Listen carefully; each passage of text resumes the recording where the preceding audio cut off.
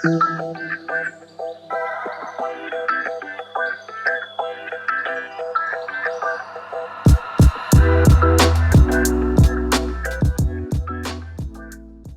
everybody, it's Mike, And Rob. Nerdient podcast. Today we're gonna do our best to not talk about the obvious topic. But if we do talk about it, we do. But we're gonna do our best. Okay, so Rob, let's start. We were just having another offline conversation.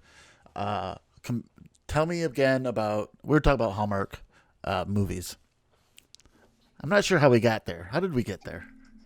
So you asked me what I do, and I was telling you I'm running through my daily schedule, which usually concludes with my wife and I sitting on the couch watching a Hallmark movie, or a different movie. But if we can't find anything else, we'll end up on on the Hallmark Channel. And we're talking about how Hallmark movies are have some flaws, let's say. First of all, we know that they tend to come from a more, you could either say conservative or family values or that kind of angle, usually, don't they? Yes, generally they do. It's Right. always like very much like back home on the farm. Let's get Right. back to our roots. So every Hallmark movie ever is this person in situation that they thought was ideal for them Okay. and in a significant relationship with someone who on paper they should be incredibly compatible with. An event happens. This causes them to go back to a place that they were at before they entered the situation that they worked to get into. They then rediscover themselves and find out that that situation was not actually ideal for them, that they would much rather be doing something closer to how they grew up. Okay.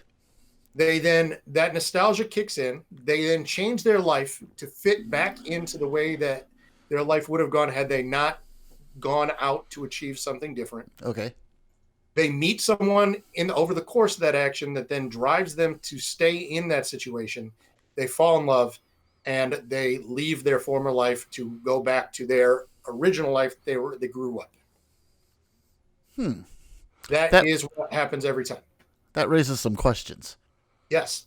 So, in particular, there are two very specific things. One, it pushes a very serious conservative angle of family values and back home to like where you came from, and that trying to progress and grow into something different is not good.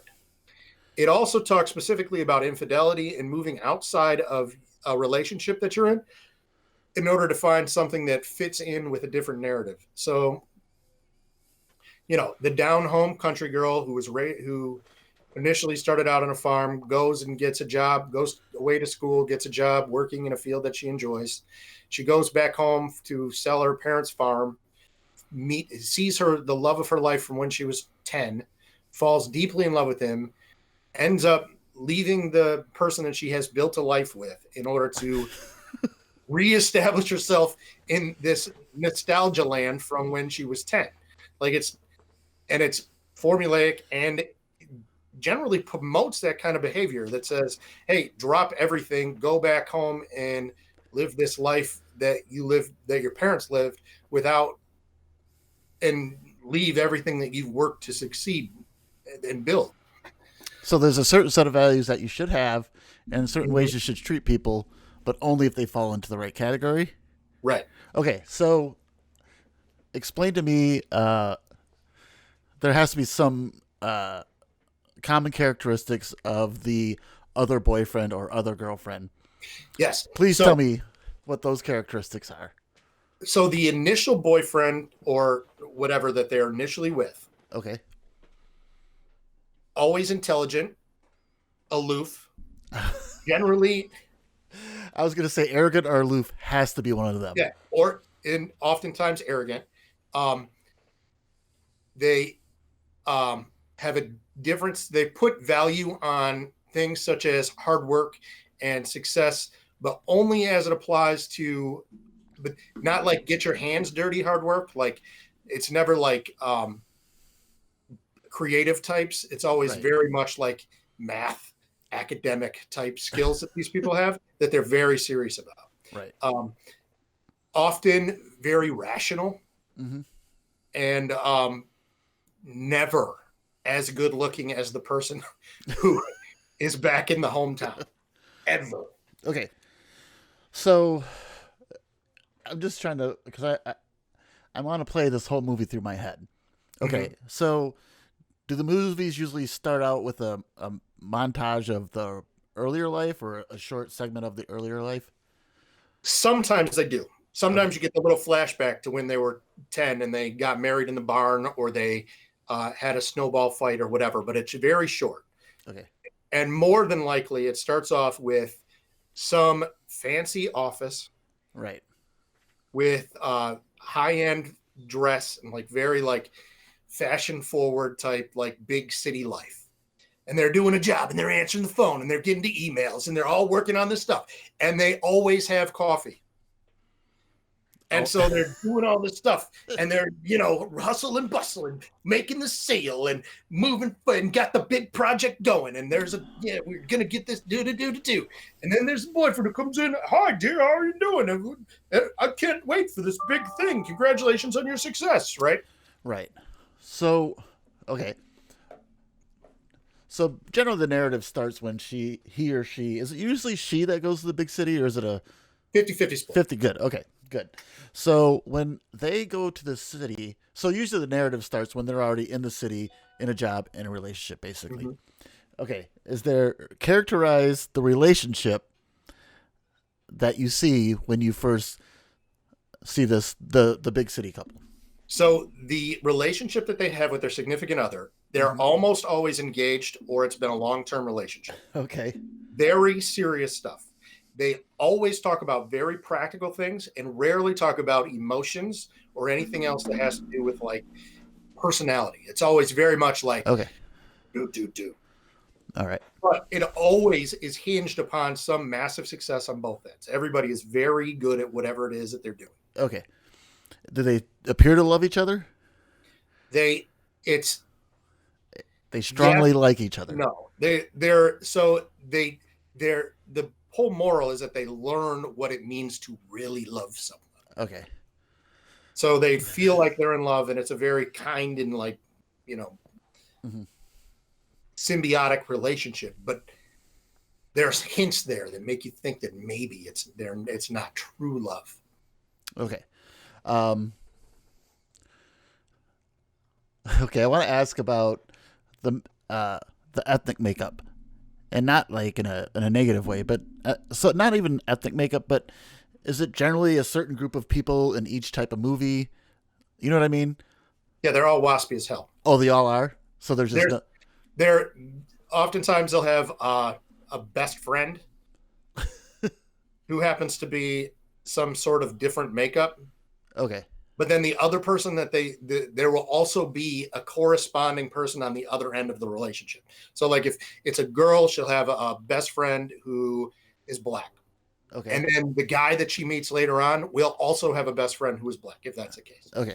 They have done better to try to incorporate some other ethnicities into it, and they started to have some more movies otherwise, but almost always. Okay.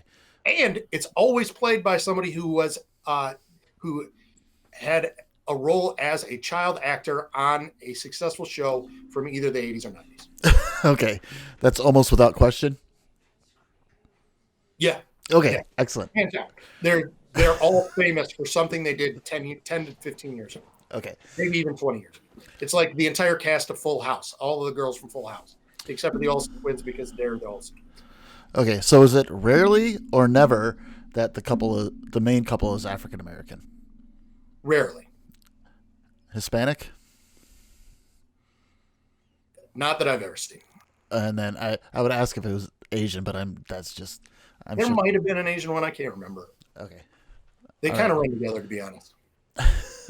All right. I think I might have to go watch one. Okay, give me. So, are they all like far? Like, what are some of the scenarios? Give me some typical. The person originates from. Are they always from a small town? Yeah, generally the protagonist family has something that they have been successful at that's like the family business. Okay. My dad was a sommelier, or my mom has a great baking company. My parents own a farm. My my dad had like a perfume business. Like almost all royal families come up quite a bit here. Royal families? Oh yeah, yeah. Some like small village, like the king of Midas Town or whatever. Like it's like the country that's 3 blocks long that everybody forgot about. Excellent.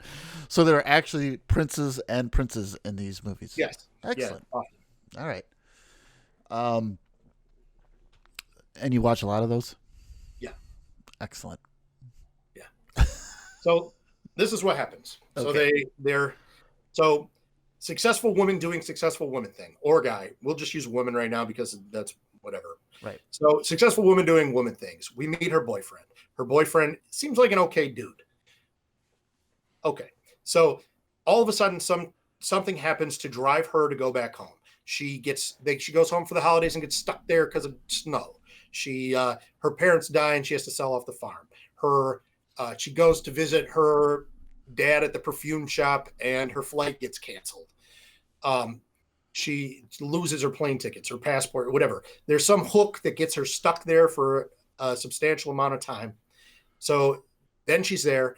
Introduce new dude who either knew her when she was growing up or worked on her parents' farm or was working for a competitor bakery across the street from her mom. Okay. So they meet and they hate each other at first. They both think the other one's arrogant. They have some humorous miscommunication, weird scenario that like pits them against each other where they're like, we don't like each other. And then you get some playful banter back and forth as the movie progresses. They come into this thing where they have to save the farm, win the contest, some kind of thing where they have to like put aside their differences and work together. They fall deeply and madly in love. At some point they kiss each other and realize that, this is really who I am. I'm really discovering who I was before. Right. And then sometimes the guy back home does something terrible and so it's forgivable that she cheats on him. Right. But not always. Not always. And usually they'll have a conversation where the guy will storm out, but he'll do something or whatever to justify it. Is the cheating out of nowhere. Is the cheating always a kiss? Yes. Okay. That's the betrayal. Yes. And so they go through this and they realize they're truly in love. They realize who they really are, and who they really are is this person that they're hung up on, this nostalgia that's got them caught up. Mm-hmm. And they fall in love with this guy who's paired with the nostalgia. They go through this whole thing where they reconnect and rediscover themselves, and then they cut themselves out of their future life and then figure out how to incorporate themselves into the new thing, usually by taking over the family business or keeping the farm and running it, or winning the baking contest and becoming a world famous baker, or whatever the case might be. Okay, so are these movies on every night? Yeah, dude. Okay, so how many do you think of these exist? Let's just randomly try to figure out or guess. So Hallmark dates them. So when they're showing, they have in the bottom corner what year it was made, sort of like their Christmas ornaments. Okay. There's got to be like 50 of them. And they're all very similar. They all star the same like group of like 25 actors and actresses. Okay. So let's just say there's 50 of them. Okay. How many times do you think in real life that scenario has happened? The entire fantasy of it all. It's entirely possible that this shit's happened somewhere. Like, it's totally possible that this has, like, it's happened. But most of the time, it'll involve, in real life, an actual sexual betrayal. Right. Yes. pretty much probably over half the time that this happens, this beautiful scenario involves married people. Yep. All right. And that also, they're all probably shitty people. Most likely. And my guess is that it happens and nobody ever talks about it ever again. Right. And these people go back to their lives and like exactly. like to realize that it's fucking stupid to try to run a farm when you have like $120,000 or $150,000 in student loan debt that you're paying off to work at a job that's going to pay you $1 bajillion more than your parents' dumb farm is going to get you. Yes, exactly. Or you have a house and a mortgage and a family, yeah, and responsibility. And fucking life that you can't just drop. Actually, life.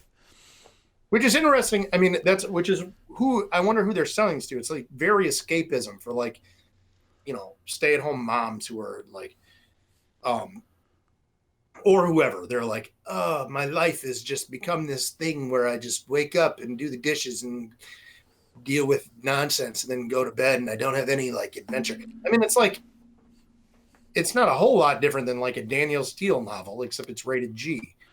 Right. And this fan. Bridges of Madison County. Right. So, but yes, perhaps it's a good measure of how good a person you are if you watch these. And here's why I say that.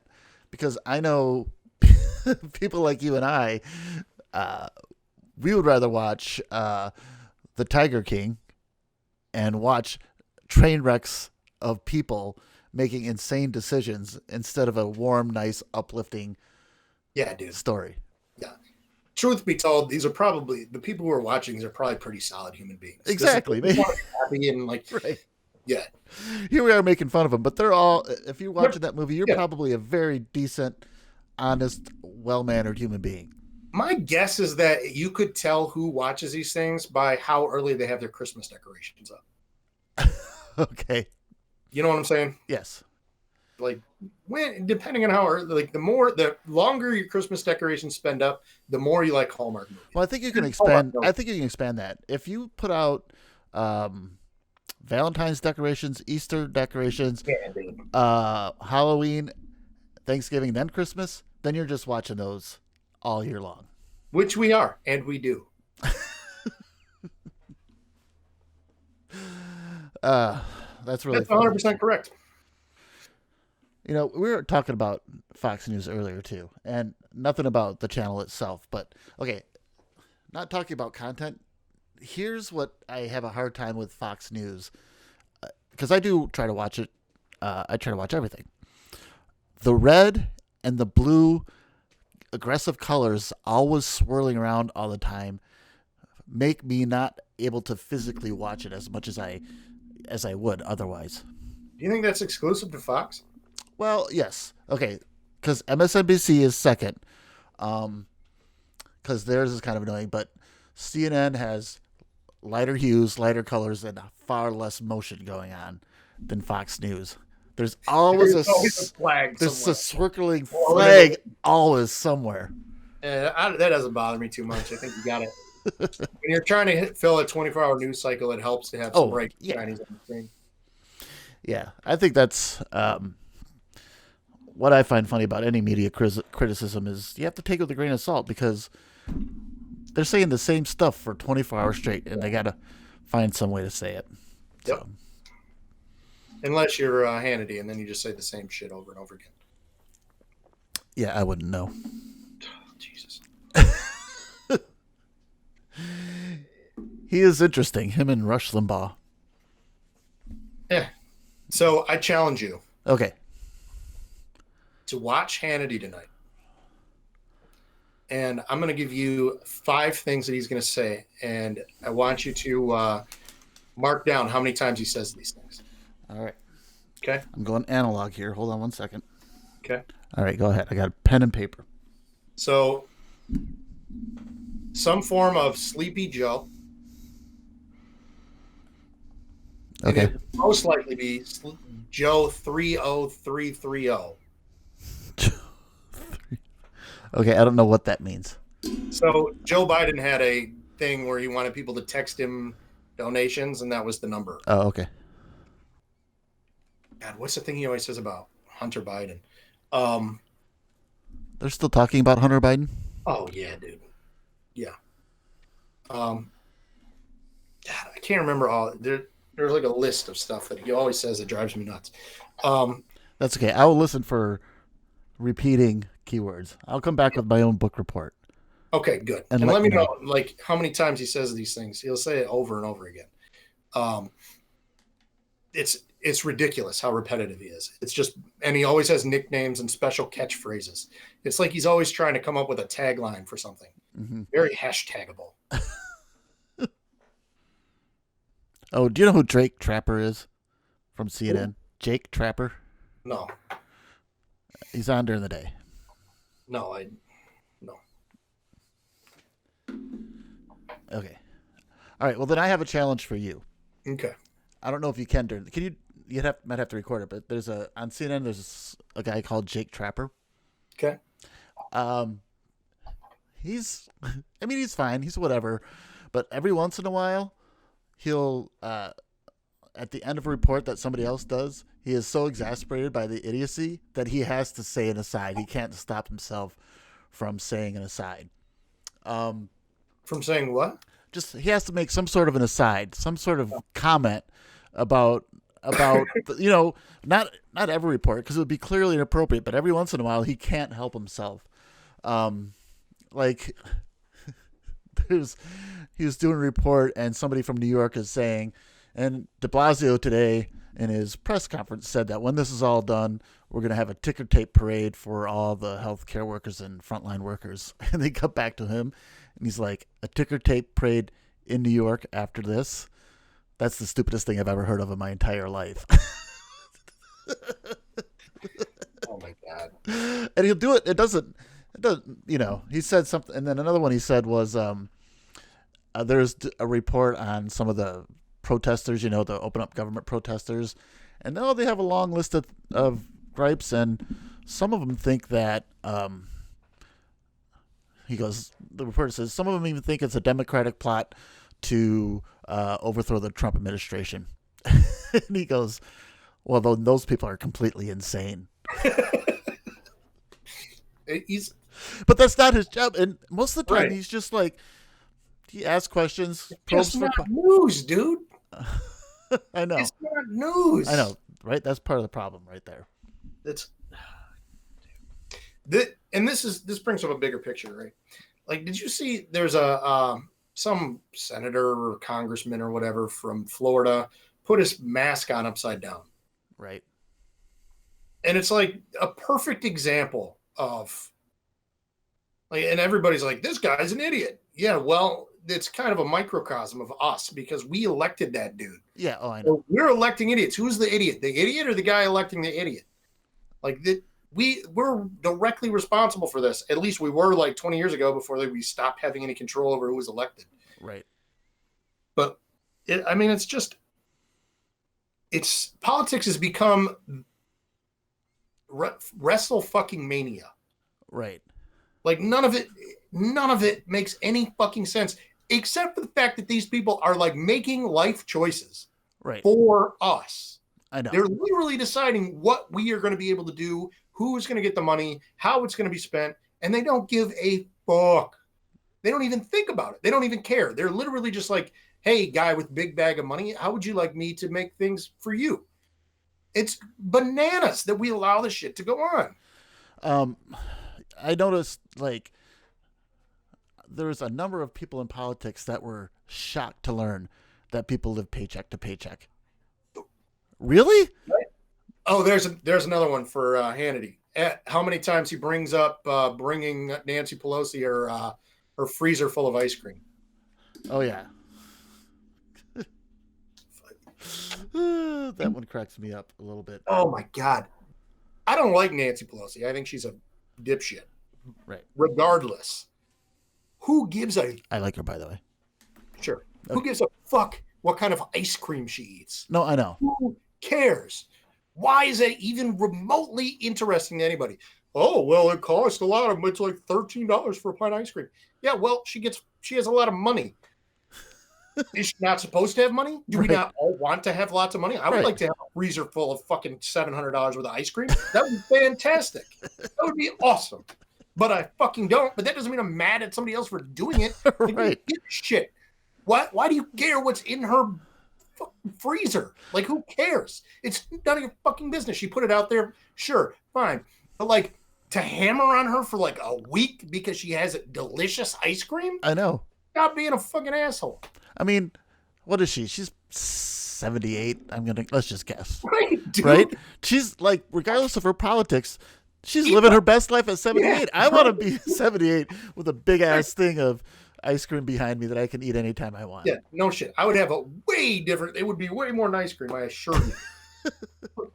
And that's the thing that blows my mind is, like, who the fuck are you fooling? Fox News correspondent Sean Hannity? You make millions of dollars every year. Right. What are you, just like fucking, what do you want, cutting your check in half and sending the rest off to fucking Amway? Or I know. Red Cross? Like, dipshit. We know that you have some delicious ice cream somewhere too. And if it's not ice cream, it's something else. You're always talking about your whatever nice thing it is you like. Right. Everybody has their fucking vices. Leave them a fucking alone. Right. Doesn't mean, yeah, everybody wants to be successful, whether you're a journalist or a politician. Right. And then they want to shit all over the other people.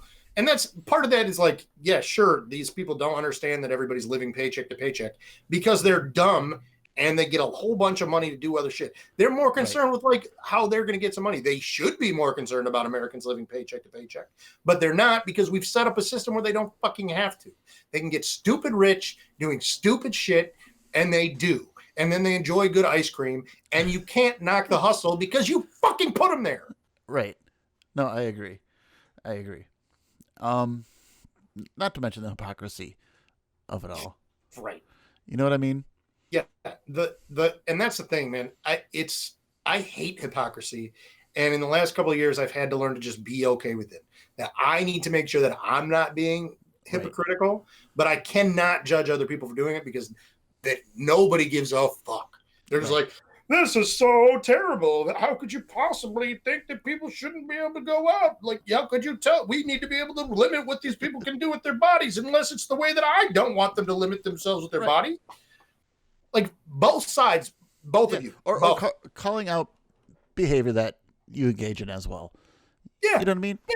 Yes, that too. Is there nepotism involved in Hunter Biden getting that job? Yeah, obviously. Of course there is. Do you not think that there's boatloads of it on the other side of the, like, of course there's nepotism. It would be fucking stupid if there wasn't. If there's a system where you can have your kids get jobs where they're going to make millions of dollars, then you fucking get your kids to make millions of dollars. It's like rule number one as a fucking parent. Right. Like Jared Kushner is in the White House with Ivanka Trump. Yeah, right.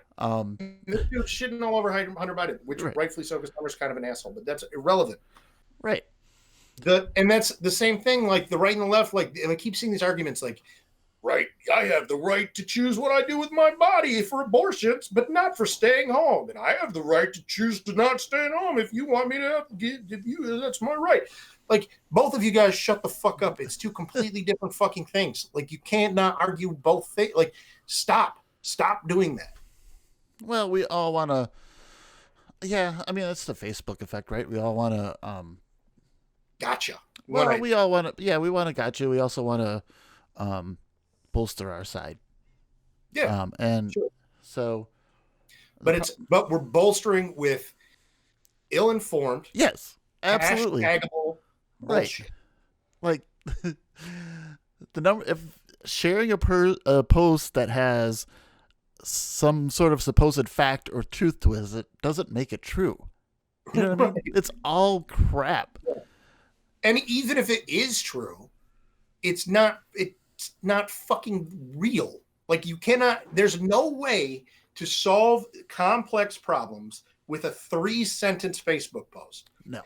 I don't care if you're fucking Nietzsche. You're not solving the world's problems with a 3-sentence post and a hashtag and a couple of ats. It doesn't work that way. No. So, I did one thing. Hey, I used the Dremel. Oh, dude, how do you like it? It was pretty awesome. I had to, I was putting in new drawer pulls. There's a new task. Something comes shipped on regular basis, and then I always have a new task to do each day. Today, before we came in and did this, I installed new doorknobs. Nice. Mm-hmm. Cool. And That's not as easy as it sounds. no, I had done it before. It's not actually that one's low key pretty easy, but it's a good one that you can play up as Yeah. a difficult task. Right. You do that one. Okay, if you have to replace the doorknobs in your house, you want to do that job when the person judging it isn't there, because then it's easy to come back and explain how hard it is to do. You won't. This took me hours. It's super easy to do. I'm kind of mad at you for spoiling that, by the way. Okay, well, I said low key. It'll be fine. Nobody will know. Fair enough. The other one I did is, and this is okay. We painted all our kitchen cabinets. Well, I didn't. I don't paint because it's a disaster. Yeah. But my job was to put the new hardware on the door handles and the pulls for the drawer. Cool. That for an entire kitchen took me forever. Yeah, I would imagine. Because that's just not my skill base. Really? No, not. Did you have to drill new holes, or was it just? Well, it has to be line. I mean, you have to you have to drill the holes. Oh, the spacing was different. All Okay. right. So there's two. It's a handle. So there's two drill points. That's where it's going to throw you off. Yes. Those have to be lined up perpendicular, and then they have to be in the same spot on every single handle. So do you know did you figure out a good way to do that? Yeah, that one wasn't so hard. I mean, yes, I had a good method, and I can do it. But for me to do it, I have to be it takes me a while. You know what I mean? Like I can't do it quick. I have to be very mindful, and take my time and concentrate at doing something that I have zero desire to be doing. You know, there's a trick to that. What's that? So you measure the space between the two holes. Yes. And you draw a line from one corner to the other corner. Okay. On a drawer. And then you move over from the bottom corner the same amount of space as the top corner. And then you draw a line from there. I forget exactly what it is, but it's something that you draw a measure and then draw again, and there's X's in the middle to show you where to drill. I understand, but the drawing and the measuring.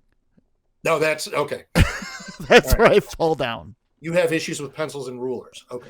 And then when you go to the physical part of drilling set areas, yeah, I just have to take my time. All right, man, let's wrap it up. All right. That's it. Thanks, man. Yeah, thank you. It's good to see you. Yep, good to see you. We'll see you next time. Bye. All of you faithful listeners. I do too.